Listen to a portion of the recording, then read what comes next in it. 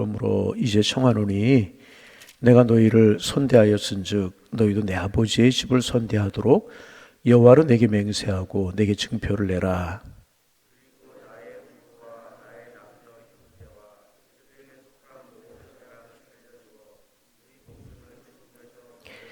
그 사람들이 그에게 이르되 내가 우리의 이 일을 누설하지 아니하면 우리의 목숨으로 너희를 대신할 것이요 여호와께서 우리에게 이 땅을 주실 때에는 인자하고 진실하게 너를 대우하리라.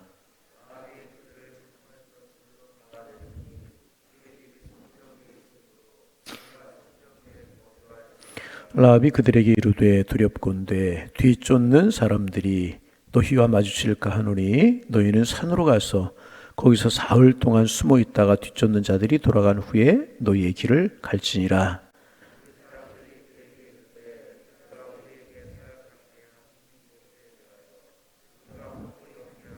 우리가 이 땅에 들어올 때에 우리를 달아내린 창문에 이 붉은 줄을 메고 내 부모와 형제와 내 아버지의 가족을 다 내 집에 모으라.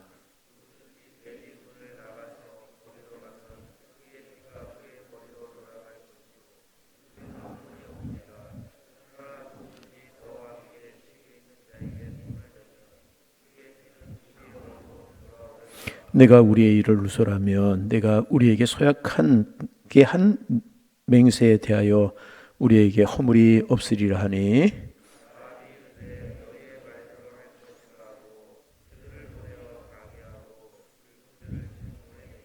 아멘. 복 있는 하루 주님과 동행하는 한 주간이 되실 수 있기를 주님의 이름으로 축복합니다.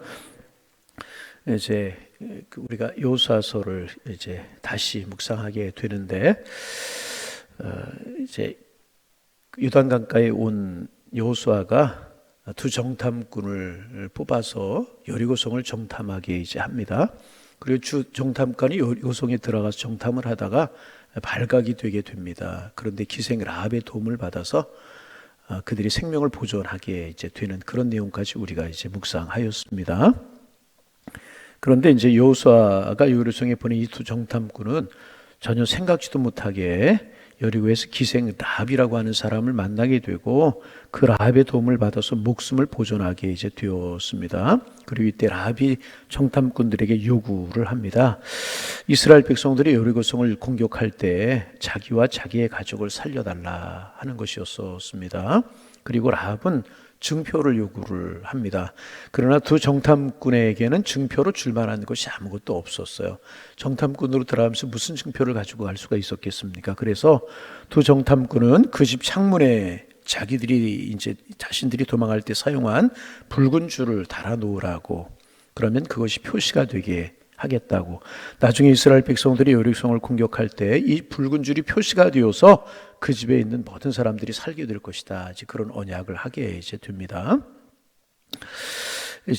그런데 이제 우리가 여기서 생각을 해볼 게 있어요. 그게 무엇인가? 이제 두 정탐꾼은 정탐꾼이잖아요. 그리고 정탐하고 돌아가게 될 것입니다. 그리고 이제 여호수아를 필두로 해서 이스라엘 백성들이 여리고성을 공격하게 될 텐데 그 모든 일을 진행하는 것은 여호수아란 말이죠. 그 성 사람들을 살리고 죽이는 그 책임이 여호수아에게 있습니다. 그런데 이 정탐꾼들은 여호수아에게 허락을 받지 않고, 물론 이제 허락을 받을 수 있는 상황은 아니지만 허락을 받지 않고 바로 거기에서 라합의 이제 그 구원을 약속하게 됩니다.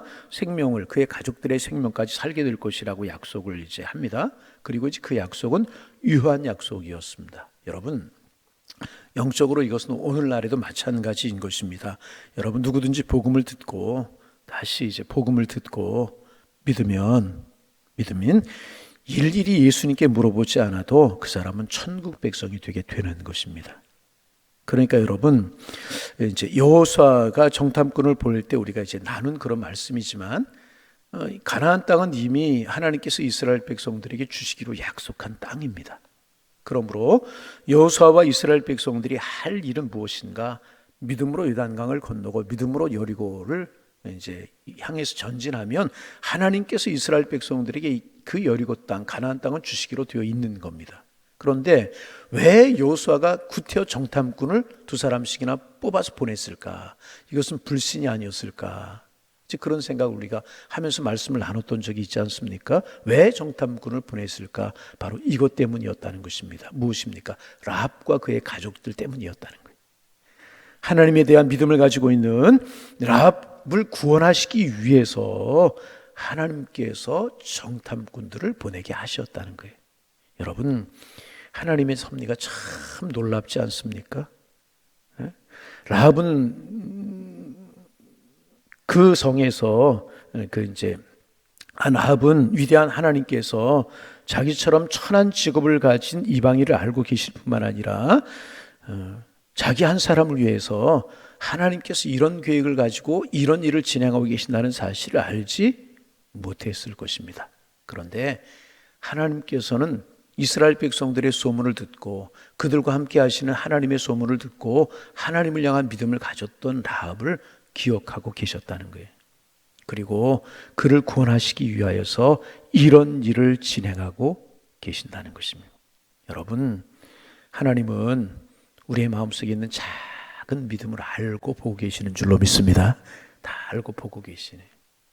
그리고 그 믿음을 보시고 구원하시기 위해서 생각지도 못했던, 우리를 축복하시기 위해서 생각지도 못했던 사람을 사용하시고 또 만나게 하신다는 것.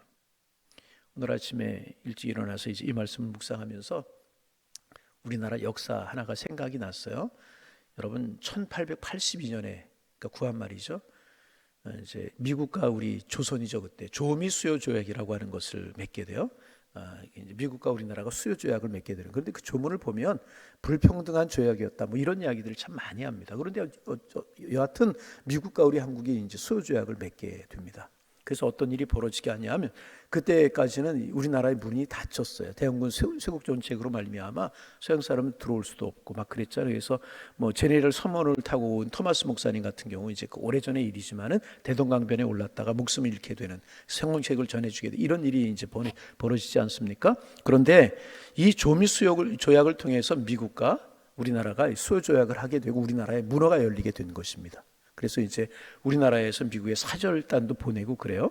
그런데 가만히 생각하면 문호가 열린 것만이 아니라 이 속에 하나님의 섭리가 들어있었다는 거예요. 이 민족에게 복음의 씨앗이 뿌려지게 하고, 이 민족에 하나님의 섭리가 나타나게 하고, 이 민족을 구원하시기를 원하시는 하나님의 뜻이 그 속에 담겨져 있었다는 거죠. 그전에는요, 선교사님 누구도 들어오지 못했어요. 토마스 선교사님 순교하고 막 그러잖아요. 그런데 이 1882년에 이 일이 있고 나서 3년이 지난 다음에 1885년 4월 달 부활주일 아침에 제물포항에 언더우드 한펜셀러 목사님이 내리게 되잖아요. 그래서 그 전에 물론 이제 선교자의 신분으로 들어오지 못했고 의사의 신분으로 들어온 분들이 있었지만은 선교하지 못하잖아요. 근데 첫 선교사가 들어오게 되고 우리나라에 복음의 씨앗이 뿌려지게 되고 우리나라에 복음의 부흥이 일어나게 되고 교회가 세워지게 되고 저와 여러분이 구원받게 되는 이런 하나님의 섭리가 나타나게 되었다는 거예요. 세상 사람들의 눈으로 보면 이것은 그냥 자연스러운 현상이에요. 시대적인 흐름이라고 이야기할 수 있지만 우리 믿음의 눈으로 보고 하나님의 눈으로 보면 우리를 구원하시기를 위하시는 하나님의 섭리가 그 속에 담겨져 있었다는 거죠. 저와 여러분을 구원하시기를 위한, 저와 여러분의 가정을 구원하시기를 위한, 한국의 교회가 세워지게 되고 한국 교회를 통해서 열방을 구원하시기를 원하시는 하나님의 섭리가 그 속에 담겨져 있고 그 하나님의 섭리를 하나님이 이루시기 시작을 하신 것이라. 여러분, 여호수아가 정탐꾼을 구태여 여리고성에 보낼 이유가 없었어요. 왜? 여리고 땅은, 아니 가나안 땅은 이미 하나님께서 이스라엘 백성들이 주신 땅이기 때문에 여호수아 이스라엘 백성들 하나님을 믿음으로 요단강을 건너서 여리고를 정복하면 하나님께서 그 땅을 주시기로 되어 있었다는 거죠. 근데 왜 정탐꾼을 보내요? 믿음 없는 모습처럼 보이고 불신처럼 보인다는 것입니다. 그러나 여러분, 모든 일이 우연이 없는 것처럼 하나님의 섭리 속에 이루어지는 것처럼 그 속에 하나님의 뜻이 담겨져 있는 그것이 무엇이냐? 라합과 같은 사람, 그의 가족들을 구원하시길 위하신 하나님의 섭리가 그 속에 담겨져 있었다는 거예요. 여러분, 하나님의 섭리 믿는 믿음이 있기를 소망합니다. 이런 일을 통하여서 라합을 구원하신 것처럼 우리의 구원이 하루 이틀 사이에 이루어진 것이 아니고 우연히 이루어진 것이 아니고 하나님의 정확한 계획 속에서 하나님의 정확한 섭리 속에서 이루어지게 된 것이라는 게, 그러기에 우리는 그 섭리를 기억하고 하나님을 찬양하며 살아가는 것이라. 그뿐이 아니었습니다. 하나님은 라합이 이제 두 정탐꾼에게 자기와 자기의 가족의 생명을 구걸하지 않게 하셨어요. 오히려 두 정탐꾼이 라합의 도움을 받게 하심으로 말미암아 라합이 당당하게 생명을 요구할 수 있도록 하셨습니다. 여러분, 우리 한번 읽어볼까요? 자, 우리 12절 말씀 같이 한번 읽어보면, 12절 소리내 읽어요. 그러므로 이제 청하노니 내가 너희를 선대하였은즉 너희도 내 아버지의 집을 선대하도록 여호와로 내게 맹세하고 내게 증표를 내라. 당당하게 오게. 내가 너희를 선대해서 너희를 살려주지 않았냐? 그러니 나와 내 아버지의 집 선대하도록 내게 맹세하라. 증표를 내라. 당당하게 요구하고 있었다는. 여러분, 그렇습니다. 하나님은요, 우리도 당당하게 구원을 받게 하신다는 거예요. 여러분, 믿으시기 바랍니다. 저와 여러분은 부끄러운 구원받은 사람들이 아니라는 거예요. 전에도 한번 말씀을 드렸죠. 제가 서울에서 부모 목사로 목회를 할 때 이제 참 어렵게 살아가는 한 분이 계셨어요. 그런데 암이셨어요. 암. 연세가 그렇게 많지 않은 그런 연세였었는데 암에 걸려가지고 이제 말기가 되어가지고 출입을 하지 못했어요. 그런데 교회 그저 몇 번 나오셨어요. 몇 번 나오시다가 병 상태가 심해져가지고 교회 못 나오시는 그런 분이셨거든요. 제가 신방을 갔어요. 권사님하고 예배드리고 났더니 그분이 이제 그런 말씀을 하세요. 지금도 그분의 얼굴이 생생하게 기억이 나고 그분의 목소리가 생생하게 지금도 기억이 납니다. 목사님 죄송합니다. 그러면서 이렇게 작은 목소리에 떨리는 목소리로 그런 이야기 하세요. 목사님, 저 같은 사람도 구원받을 수 있습니까? 다시 나 같은 사람도 구원받을 수 있습니까? 제가 그랬죠. 손을 붙들고 하나님의 살아계심을 믿으십니까? 여러분 대답해 보세요. 여러분 하나님의 살아계심을 믿으십니까? 자, 믿는다고. 그러면 예수님이 나의 죄를 위해서 십자가에 달려 돌아가셨다는 사실을 믿으십니까? 믿으신다는 거예요. 그분이 죽으심이 십자가에 죽으심 다른 분이 아니라 성도님의 구원을 위해서, 영혼을 위해서 죽으셨다는 사실을 믿으십니까? 설명을 좀 믿는다고. 그러면 구원받을 수 있습니다. 구원의 조건은 다른 것이 아니라 하나님 믿고 예수님이 나의 구주가 되신다는 사실을 믿고 내 죄 회개하고 예수를 믿는 믿음을 고백하면 구원받을 수 있습니다. 눈물을 주르르 흘리시는 거예요. 내가 예수님 믿습니다. 그러면 하나님의 나라에 가실 수 있습니다. 믿으시면 믿습니다. 그 다시 기도하고 제가 교회에 돌아왔어요. 돌아와서 그때 차도 많지 않은 때였으니까 걸어서 걷는 거리가 한 10분뿐이 안 돼요. 제가 교회에 걸어와서 사무실에 앉아 조금 일을 하고 있는데 전화. 그분이 세상 떠나셨다. 그리고 이제 하나님의 부르심을 받으셨단 말이죠. 여러분 누구든지 예수님의 십자가와 그분의 구원자가 되심을 믿으면 우리는 구원받게 되는 줄로 믿습니다. 당당하게 구원. 왜? 예수님이 우리의 이미 대가를 다 치러 놓으셨기 때문에 우리는 대가를 치를 필요가 없어요. 그 예수님 믿으면 하나님이 우리를 보실 때 우리를 보시는 것이 아니라 죄되고 부족한 우리를 보시는 것이 아니라 예수님을 보시면서 우리를 보시는 거예요. 예수님을 통해서 우리를 보시는 거예요. 십자가를 통해서 우리를 보시는 거예요. 그러기 여러분, 우리가 하나님을 믿는 믿음만 있으면, 예수님을 믿는 믿음만 있으면, 그분이 나의 구주가 되신다는 사실을 믿는 믿음만 있으면 여러분, 우리의 구원은 부끄러운 구원이 아니라 당당한 구원이라는 거예요. 왜? 주님이 이미 다 대가를 이루어 놓으셨기 때문에, 다 십자가에서 피를 흘려 놓으셨기 때문에. 그래서 여러분, 우리가 해야 될 일이 무엇입니까? 하나님 앞에 감사하고, 얼마나 감사한 일이에요. 하나님을 찬송하며 그분을 영화롭게 하는 것이라. 여러분, 이 구원의 축복을 오늘도 누리며 살아가는 하나님의 사람들 되실 수 있기를 주님의 이름으로 축복합니다. 그래서 라합은 당당하게 요구를 합니다. 자기들의 생명을 걸고 그들의 목숨을 살려준 것처럼 이제 그들도 자신의 생명을 걸고 라합과 그의 생명을 건져 달라는 그런 당당한 요구를 합니다. 그리고 이것은 도저히 거절할 수 없는 요구였었어요. 왜냐하면 이제 라합이 그들의 생명을 살려줬잖아요. 정탐꾼의 생명을. 그뿐이 아닙니다. 아직도 여리고 성 안에 그들이 있었어요. 그죠? 두 정탐꾼이 여리고성 안에 있는 겁니다. 그래서 라합이 기별을 넣기만 하면 얼마든지 여리고의 군인들이 달려올 수 있는 그런 상황이었습니다. 그래서 하나님은 두 정탐꾼이 도저히 라합의 요구를 무시할 수 없는 급박한 상황으로 몰아가셨다는 것입니다. 결국 두 정탐꾼은 한 가지 조건을 요구한 후에 라합의 구원을 약속하게 됩니다. 그것이 무엇인가? 그 이제 약속이 무엇인가? 자, 14절 말씀 같이 한번 읽어보면 14절 읽어봅니다. 그 사람들이 그에게 이르되 내가 우리의 일을 누설하지 아니하면 우리의 목숨으로 너희를 대신할 것이요 여호와께서 우리에게 이 땅을 주실 때에 인자하고 진실하게 너를 정탐하게 누설하지 말면 이 땅을 정복할 때에 너에게 진실하게 대우하리라. 이제 그렇게 이야기를 두 정탐꾼이 이제 하게 됩니다. 약속을 하게 이제 된 것입니다. 그러면 뭐 이제 왜 이런 일을 누설하지 말라 뭐 그랬겠느냐, 단순한 이야기 아니겠습니까? 그러니 누설하게 되면 이제 그런 일이 다 이제 그들의 신분도 밝혀지게 되고 이제 그럴 것이기 때문에 이런 약속을 이제 하게 되는 것입니다. 여하튼 이제 이런 약속을 하게 되고 이제 그 붉은 줄을 내리라고 하는 15절 말씀 같이 한번 읽어볼까요? 15절 읽습니다.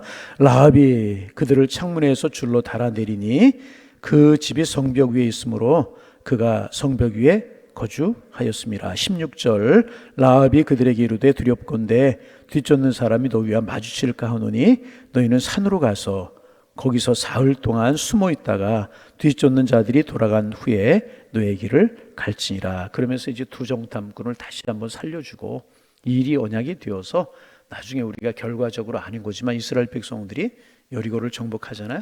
성을 언약궤를 앞세우고 이제 하루에 한 바퀴씩 돌고 마지막 날 7바퀴 돌고 소리를 질 때 여리고 성이 무너지고 이스라엘 백성들이 여리고를 정복하지 않습니까? 이때 약속한 것처럼 이스라엘 백성은 라합과 라합의 가족을 살려주게 됩니다. 여러분, 이스라엘 백성들이 한 것 같지만 그 두 정탐꾼이 그들에게 약속을 한 것 같지만은 결국은 하나님의 섭리였다는 거예요. 이스라엘 백성들에 대한 소문을 듣고 우리가 나눈 말씀처럼 그리고 그들과 함께 하신 하나님에 관한 소문을 듣고 하나님을 향하여 열려 있고 하나님을 믿는 믿음이 있었던 이 라합을 구원하시기 위해서 하나님께서는 지금 이런 일을 진행하고 계셨다는 거예요. 여러분, 하나님 우리 함께 하시는 줄로 믿습니다. 그리고 그 섭리와 계획을 진행해 가고 계시는 줄로 믿으시기를 바랍니다.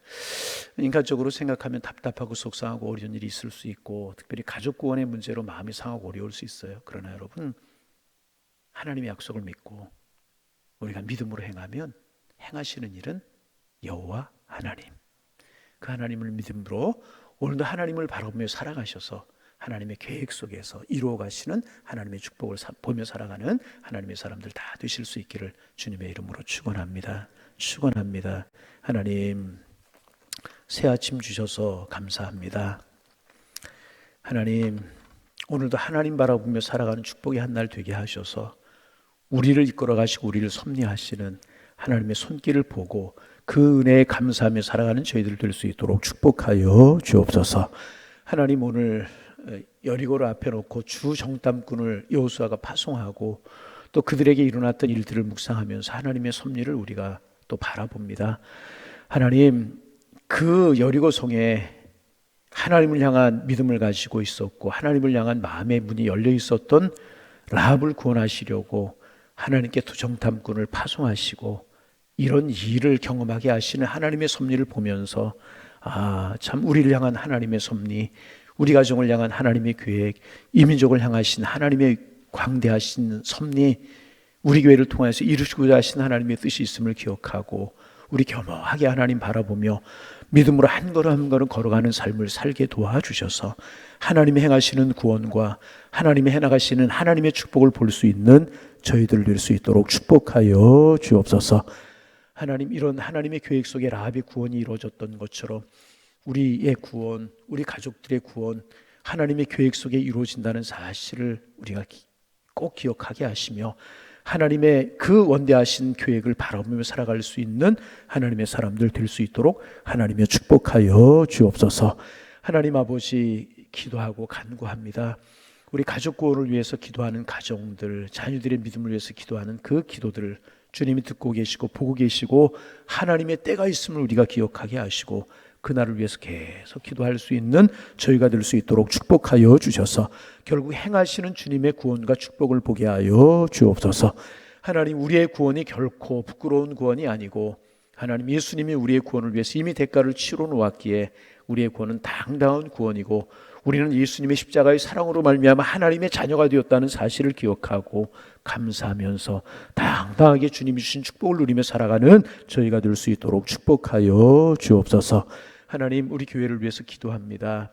창립 23주년 기념주일을 은혜로 지내게 하셨사오니 감사합니다. 하나님의 귀한 섭리와 뜻이 계셔서 23년 전에 우리 교회를 세우셨고 이제까지 귀하고 아름답게 저희 교회를 축복하셔서 오게 하셨던 하나님, 하나님이 또 우리 교회를 통해서 이루어지고 하시는 하나님의 귀한 섭리가 있는 줄로 믿습니다. 그 섭리를 이루어 드리는 저희 교회가 될 수 있도록 주님 축복하여 주옵소서. 하나님, 참으로 모여 열심히 예배하고 기도하고 사랑의 유죄를 나눌 뿐만 아니라 주님의 하나님 가장 큰 관심이 영혼 구원인데 우리 가까이의 주변에 멀리 이방 땅에 복음을 전하며 선교 사역을 감당하는 저희 교회가 되게 하셔서 하나님 앞에 기쁨이 되게 도와주옵시며 주님이 귀하고 아름답게 쓰시는 교회로 든든히 서갈 수 있도록 우리 주님께서 인도하여 주옵소서. 우리에게 드려지는 예배가 하나님 앞에 기쁨이 되기를 원합니다.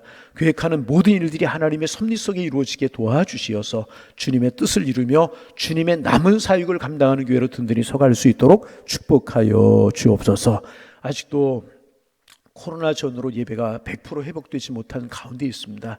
회복되게 하시고 구역도 살아나며 교회 학교도 다시금 부흥할 수 있도록 축복하여 주시어서 하나님 앞에 기쁨이 되고 세상에 소망이 되는 교회로 또 저희도 행복한 그런 교회로 든든히 서갈 수 있도록 우리 주님께서 축복하여 주옵소서.